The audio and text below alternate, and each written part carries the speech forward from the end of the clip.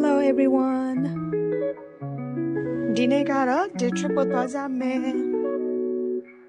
အတော့ပြန်ကတော့4နိုင်လောက်မောင်းရမယ်ဆိုတော့စောစောလေးထားတော့ဖြစ်ပါတယ်မိနစ်30လောက်မောင်းပြီးတော့ breakfast ဝင်စားရကြပါတယ်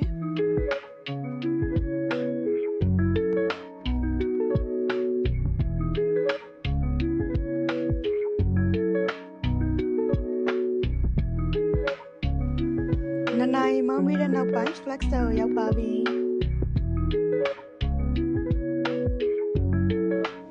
weather လေးကလည်းကောင်းတော့ hiking သွားခဲ့ကြပါတယ်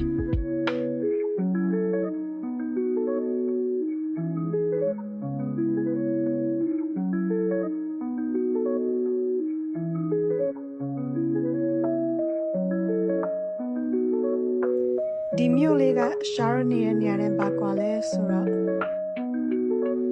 ပင်နေပုံများတယ်ရာရီဥထုရပိုကောင်းတယ်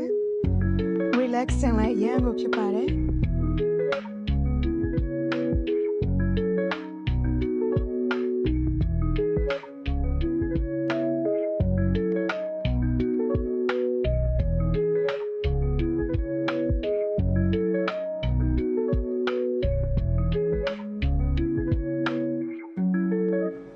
ပြန်လန်းလေးမှာလဲ sunset လေးနဲ့ကြုံခဲ့ပါတယ်အရန်ကိုလာပါတယ်